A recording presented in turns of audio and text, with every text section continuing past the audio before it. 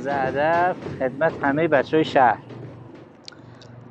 بنده خودم با یه شعر معرفی کنم خدمتون، البته با عرض معذرت از تمام اساتید شعر شیراز که بنده انگشت کوچیکشون هم نمیشم.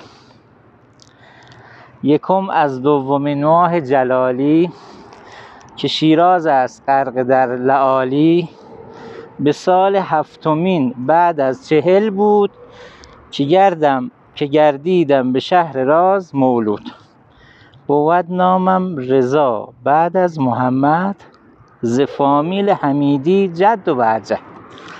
همین کوی و همین برزن همینجا، در بازار و این میدان مولا. در اینجا 20 سالی زیست کردم، چشیدم روزگار گرم و سردم. بیا اینک ز ایام قدیمی، از آدمهای پرمهر و صمیمی. بگویم من حدیثی از دل و جان، تو هم بشنو ببر حظ فراوان. این دیگه معرفی من بود. عرض بزرگتون که ما سال 47 که اینجا به دنیا آمدیم تا سال 67 اینجا ساکن بودیم.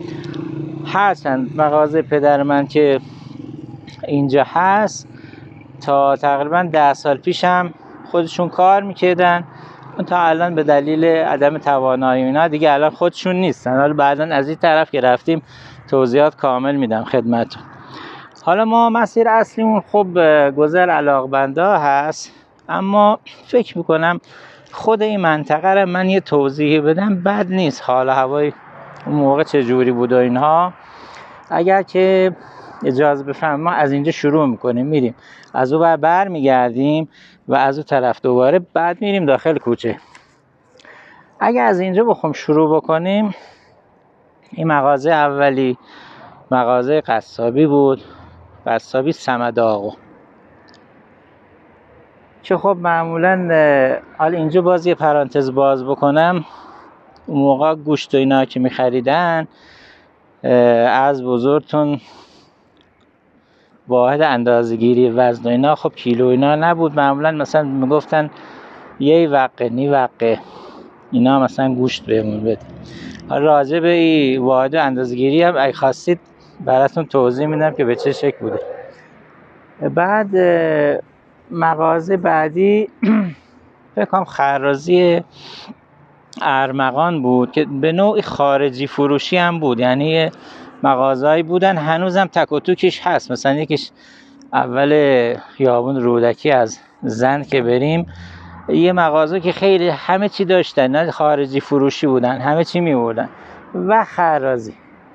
بعدش اگه اشتباه نکنم قهوه خونه بود، قهوه خونه سید بود و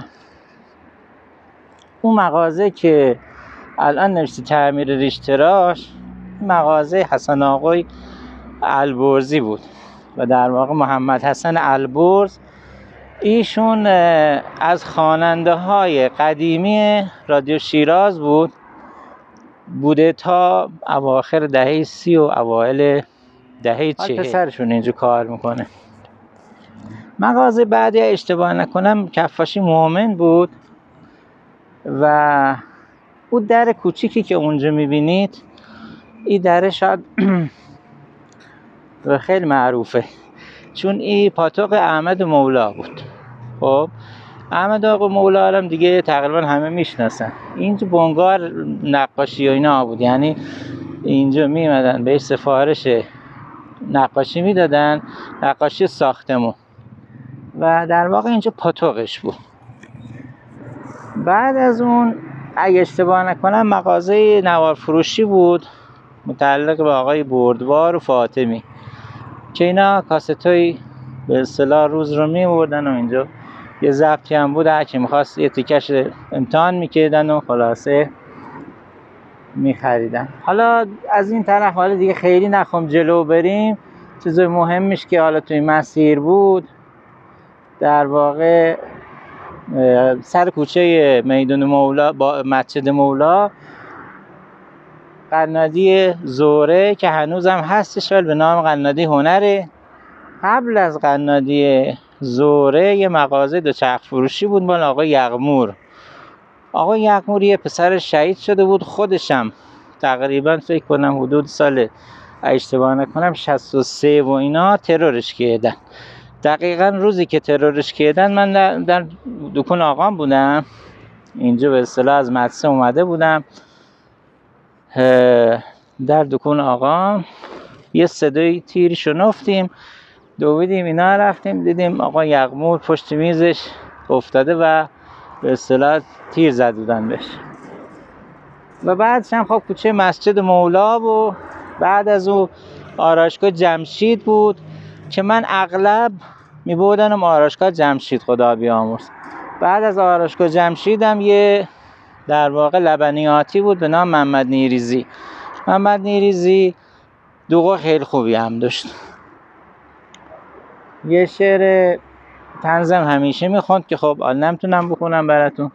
بعد از بوزا همجور دیگه میرفت پایین تا مسجد آبوخان و اینا کار نداری.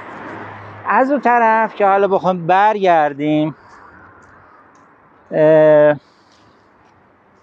یکم بالاتر از کوچه سیدالفقار دواخونه البرز بود و ورترش مطب دکتر ذریت‌خواه بود.